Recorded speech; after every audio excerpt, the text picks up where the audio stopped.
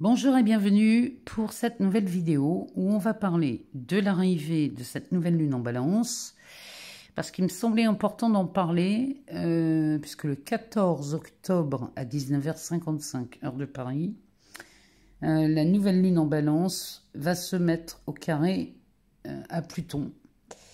Et quand elle se met au carré à Pluton, surtout quand Pluton revient en marche directe, il revient en marche directe dans cette position-là, donc il va nous inviter tous et toutes à faire table rase du passé. Et quand il est comme ça en carré à la Lune, évidemment, il va venir réveiller des émotions vives qui peuvent se traduire par des événements qui vont nous inviter à la renaissance, à lâcher quelque chose qui nous emprisonne ou qui nous empoisonne, ou alors lâcher quelque chose qui nous empêche d'atteindre une nouvelle destination.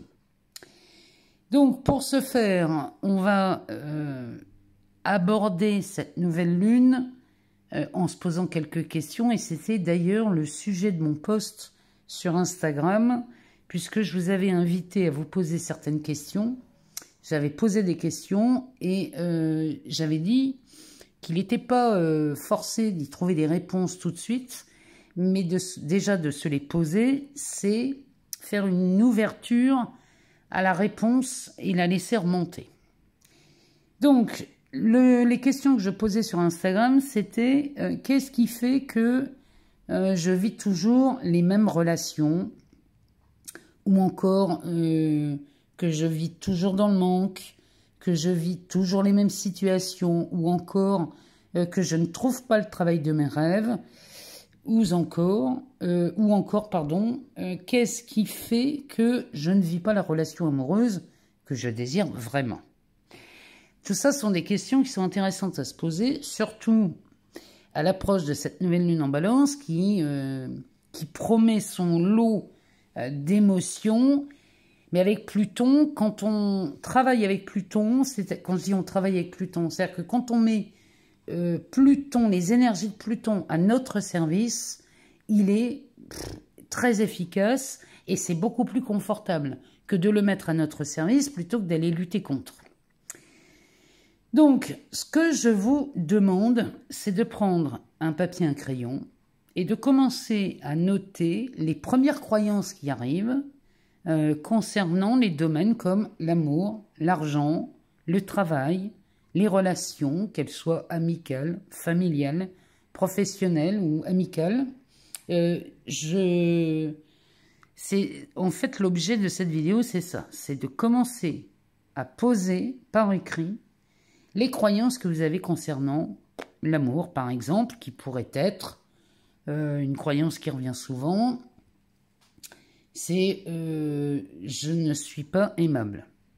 Je ne peux pas trouver l'amour parce que je ne suis pas assez bien, par exemple. Si vous avez ce genre de croyance concernant le domaine amoureux, je vous invite déjà à la noter, celle-là, à la regarder et à vous poser la question, est-ce que c'est vraiment vrai? Est-ce que c'est vraiment vrai que je ne suis pas aimable, qu'un homme ne peut pas m'aimer ou qu'une femme ne peut pas m'aimer? Est-ce que c'est vraiment vrai? Posez-vous cette question dans un premier temps, parce que vous allez vous rendre compte que on ne mettrait pas sa main au feu, que je ne serais pas prête à me faire couper la main pour me dire que c'est vrai. Donc déjà ça, poser ça par écrit, c'est déjà une première étape. Et commencer à avoir un début de réponse qui remonte, c'est déjà s'en libérer. Pluton n'est là que pour vous aider, en tout cas nous aider, à lever le voile sur tout ce qui n'est qu'un mensonge en vérité. Tout comme l'argent, regardez ce que vous croyez à propos de l'argent. Ça pourrait être je ne suis pas né dans la bonne famille, je n'ai pas les bons diplômes, je ne mérite pas l'argent, je ne suis pas faite pour gagner de l'argent. Tout ça, ce sont des croyances que l'on traîne depuis longtemps et qui serait peut-être temps de les poser par écrit, juste histoire de les regarder et de se poser la question, est-ce que c'est vraiment vrai? Qu'est-ce qui vous prouve que c'est vrai? Vous allez rapidement voir que rien ne prouve que c'est vrai, parce que ça n'est absolument pas vrai, je vous le garantis. Et d'aller voir à l'intérieur de vous comment ça se passe quand vous remettez ça en question. Qu'est-ce qui se passe dans votre corps au moment où vous remettez ça en question?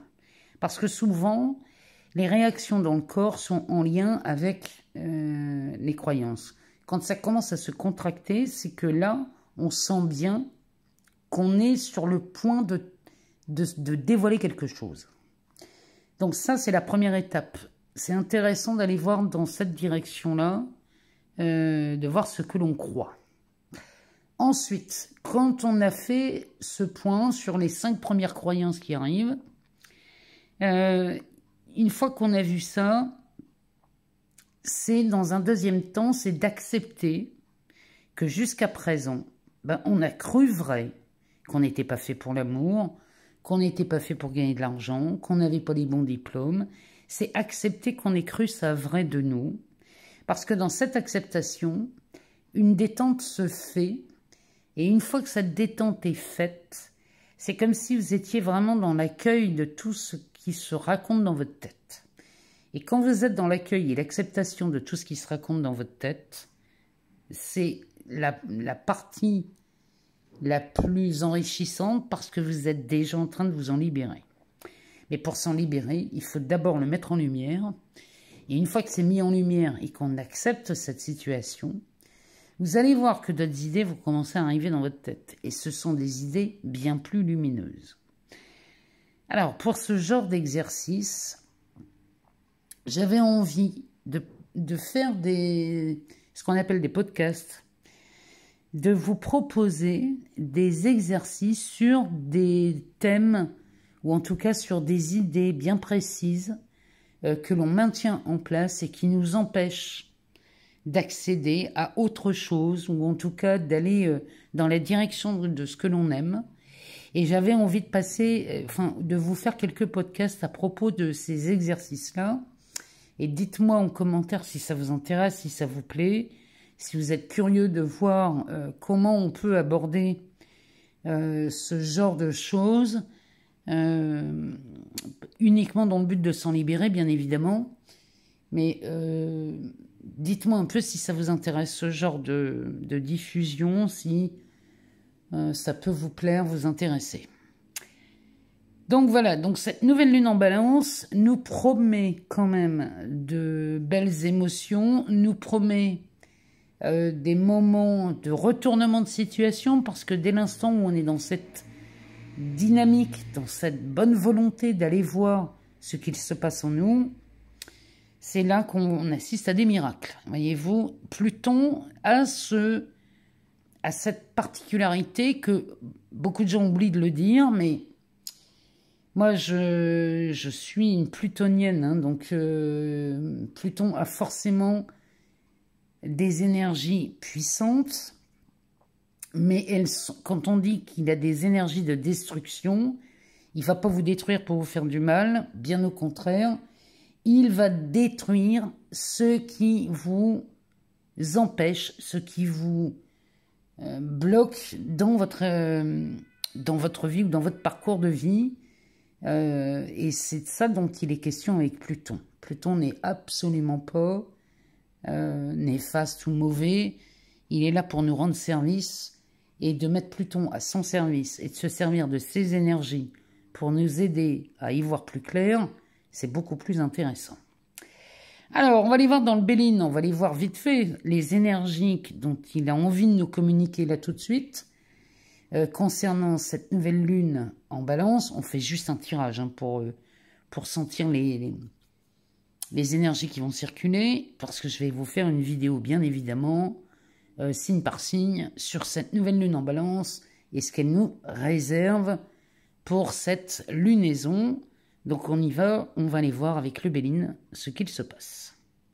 Allez, les énergies qui précèdent cette nouvelle lune en balance, avec le réveil de Pluton là qui a lieu le 12, parce que Pluton se réveille le 12. Hein. Donc on va aller voir ce que ça nous dit.